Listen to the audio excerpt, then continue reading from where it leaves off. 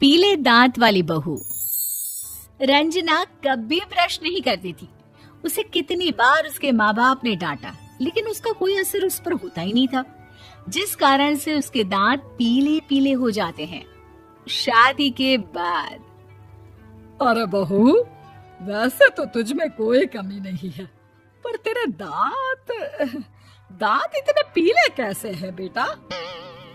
कैसे मतलब? कोई सर्जरी थोड़ी ना कराइए। वो तो क्या नाम, मैं ब्रश नहीं करती थी तो पीले हो गए। अब क्या करूं? आप कहें तो लाल करवा लूं या फिर काले? यार ये क्या है, क्यों माँ से लड़ रही हो? लड़ रही हूँ? अरे मैं लड़ रही हूँ या ये बोल रही है कि दांत पीले हैं, पीले। अरे तपस्या थोड़ी ना की है इन्हें पीले करने के लिए। बकायदा ब्रश नहीं किया है 20 साल तक, तब जाकर। छी, कैसी बात कर रही हो? ये उस वक्त तो पीले नहीं थे जब हम लोग तुम्हें देखने आए थे। अरे तब साफ करवा लिया होगा डेंटिस्ट के पास जाकर। अब देखो कैसे पीले पीले लग रहे हैं। रंजना सास की तरफ गुस्से से देखती है। फिर शुरू हो गई पीले पीले पीले। अरे पीले तो तब भी थे जब मेरे हाथ का रसगुल्ला उड़ा उड़ा कर खा रही थी और बोल रही थी, लड़की नहीं गुणों का खजाना दे रहे भाई साहब आप। खैर, अब वो लोग करते भी तो क्या करते, पीले दांत वाली बहू पल्ले पड़ी थी तो झेलना तो था ही। एक दिन कीर्तन में रंजना गाना गा रही थी। अरे कमला बहन, माँ का द्वार है, यहाँ तो सब शुद्ध होकर आते हैं, फिर अपनी बहू को ब्रश भी नहीं करवाती तुम। दूर से पीले पीले दांत भक्ति में बाधा उत्पन्न कर रहे हैं। अरे कोई 2 साल की बच्ची थोड़ी ना लेकर आई हूँ मैं बहू बनाकर। अच्छी खासी लड़की है, अरे कैसे करवाऊं ब्रश? ये तो उसे खुद करना चाहिए ना। अब माँ बाप तो इसके जैसे तैसे निपटा दिए, ये नहीं सोचा कि सास कैसे संभालेगी। सास बहू को लेकर घर आ जाती है, लेकिन सोच लेती है कि अब इसे लेकर कहीं नहीं जाएगी। अगले रोज बहू कहती है, अरे क्या हो गया, मंदिर नहीं जाना क्या? कीर्तन का वक्त हो रहा है। मेरी मधुर वाणी से कान्हा जी जागते हैं और सोते हैं।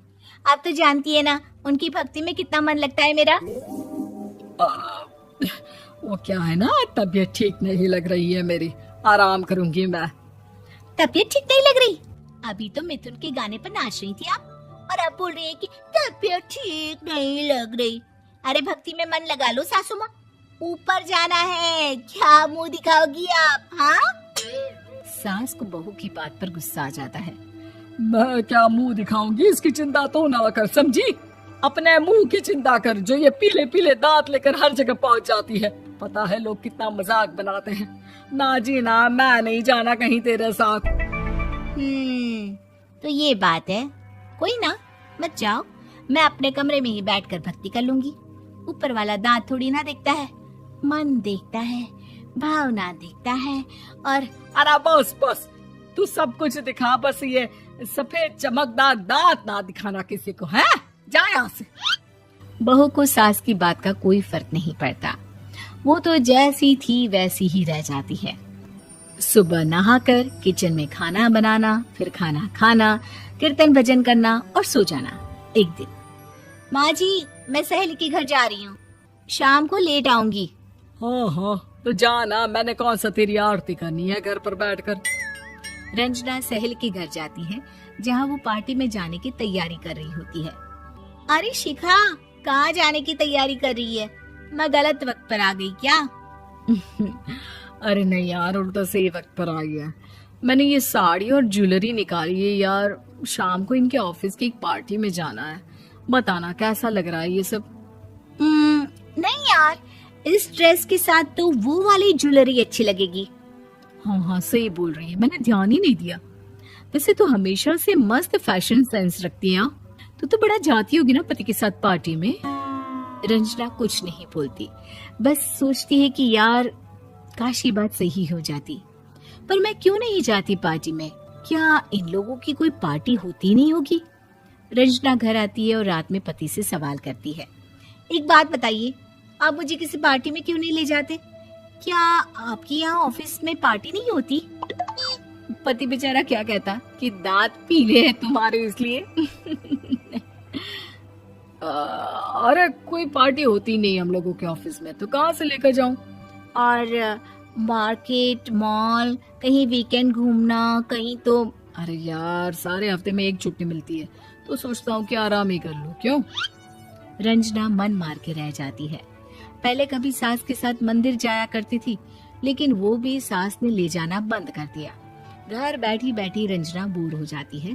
तभी उसे आइडिया आता है और वो मायके जाने का सोचती है। सासू माँ, 2 दिनों के लिए मम्मी के घर जा रही हूँ। अच्छा ठीक है, आराम से जा। और हाँ, माँ से कुछ अच्छी आदत सीख कर आना कि कैसे शरीर के हर भाग की तरह दांतों की सफाई भी जरूरी होती है, समझी? शुरू हो गई ना आप। वो लोग आपकी तरह नहीं है कि छोटी छोटी बात का बतंगड़ बना दे। उन लोगों के लिए मैं मायने रखती हूँ, ना कि मेरे पीले पीले दांत। रंजना माँ को बिना बताए उन लोगों को सरप्राइज देती है, लेकिन जैसे ही वो दरवाजे पर पहुंचती है, अंदर देखती है कि घर वाले कहीं जा रहे होते हैं। अब माँ, काश रंजना दीदी के दांतों वाली प्रॉब्लम नहीं होती, तो वो भी हम लोगों के साथ चलती ना बुआ जी की बेटी की शादी में।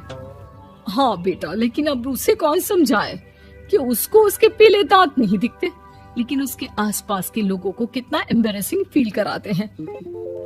मुझे तो कितनी बार उसके स्कूल की टीचर ने शिकायत की कि उसके साथ कोई लड़की बैठना भी नहीं चाहती, और ना ही कॉलेज में कोई उससे बात करना चाहता था। लेकिन पता नहीं क्यों उसे ये बात समझ में ही नहीं आती। कोई कमी नहीं है उस लड़की में, बस यही कि दांत पीले हैं। वो तो भला हो जीजा जी और उनकी माँ का, जो दीदी को जैसी है वैसे ही रखा हुआ है। रंजना को अपने घर वालों की बात सुनकर बहुत दुख होता है। वो सोचती है कि वो क्या करे, लेकिन फिर वो सीधा डेंटिस्ट के पास जाती है, अपने दांत चमकाती है और कसम खाती है कि वो रोज ब्रश करेगी। अरे क्या हो गया? तुम तो 2 दिनों के लिए गई थी ना, पर कोई ना, अच्छा है, चलो आ गई तो। रंजना सास के सामने आकर खड़ी हो जाती है और पूरी स्माइल करती है, उसके चमकदार दांतों को दिखाती हुई। हैं? चले मंदिर? माँ, मुझे माफ कर दीजिए, मैंने आप लोगों को बहुत एम्बैरेसिंग फील करवाया। मैं आज